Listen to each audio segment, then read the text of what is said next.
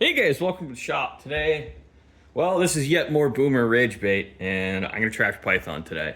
This is an 80 something E series prefix 4-inch Python, which is probably a pretty common and popular option. They're really well made guns.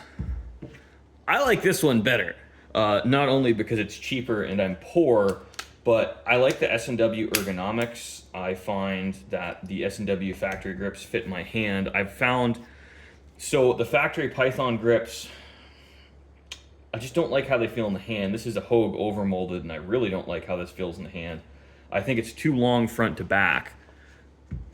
This is the right distance front to back, and it's nice and thick, and it's much better contoured than I think a lot of the Colt grips were. They just fit my hand better for whatever reason. And I like on the S&W, you push forward to release the cylinder. It's much easier to reload these. I find I fumble a little bit and I break my grip with the Colt.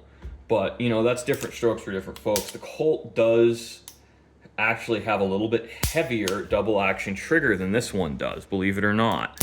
This is a very smooth gun. I want to say these were the K38 Target masterpieces at one point. This one is marked Smith & Wesson Model 14-3 in 38 Special. This is a 357 mag, obviously. But I don't really shoot 357 mag. One, because I'm a delicate flower and I'm recoil sensitive, but again, also the P word, I am poor.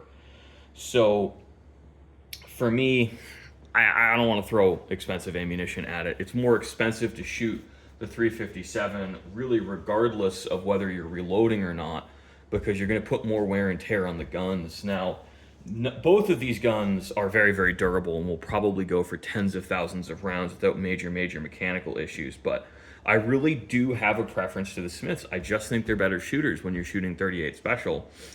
Now, I think the 38 Special plus P is actually a pretty good sweet spot when it comes to power and performance versus cost of shooting and pleasantness of shooting.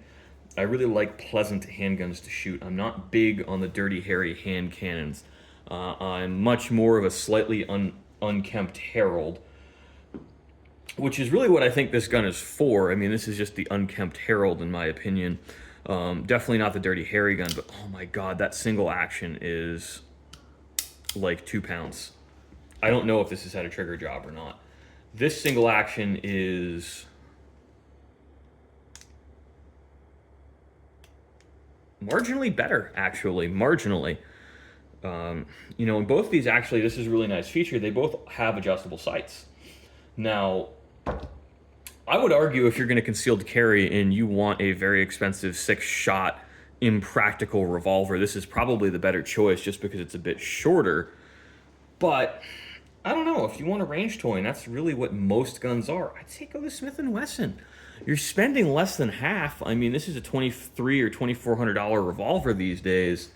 I think I've got a buyer for this at $850 because this is, again, a particularly nice gun. It's very above average for most of what these guns are going for, and it's a significant savings.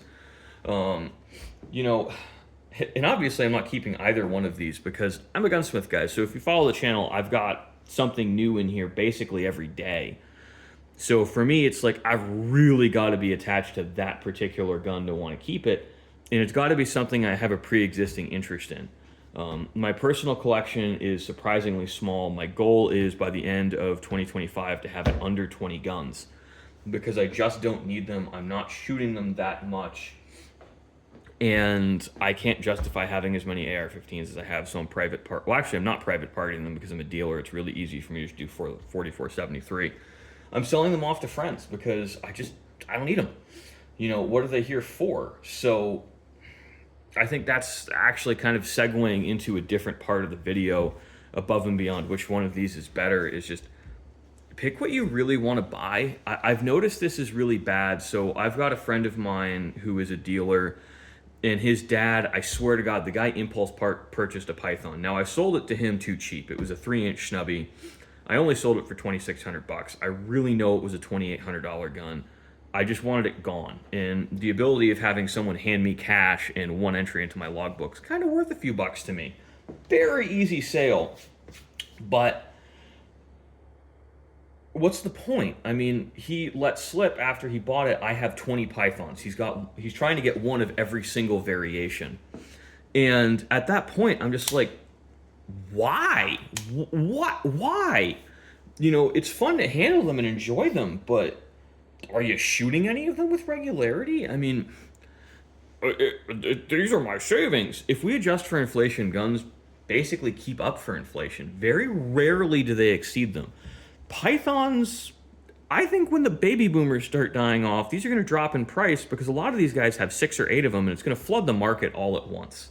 And I'm starting to see that. So this is brutal, but I try to prioritize selling my baby boomer guns because these guys are rapidly aging out of the gun purchasing market. So I don't feel motivated to have these sitting around. I want them gone. I want turnover, turnover, turnover, inventory, just get them out of my hair.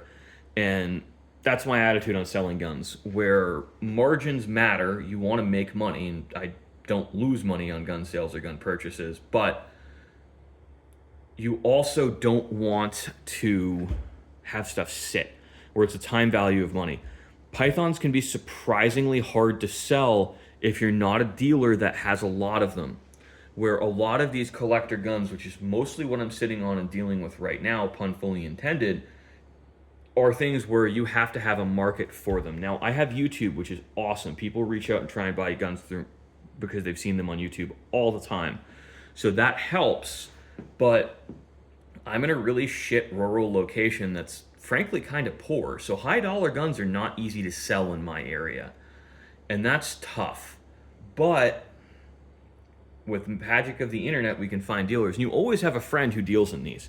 Where the thing with a Python is, if you've got a buyer you know will just come that day and buy them from you, it's not that hard for me to say, okay, I'll knock like $300 off the price, go to this dealer, he'll sell it, he'll make $300.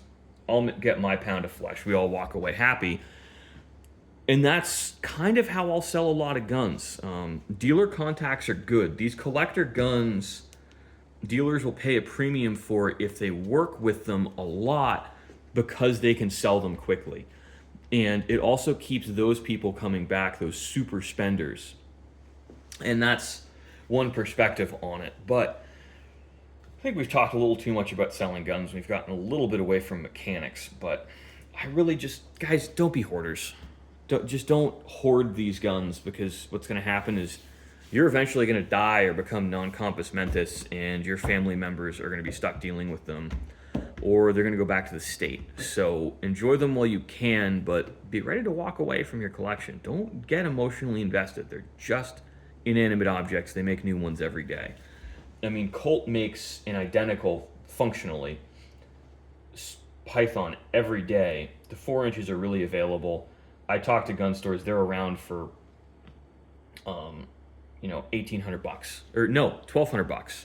They're selling for exactly MSRP. So don't be a gun hoarder. They're just things.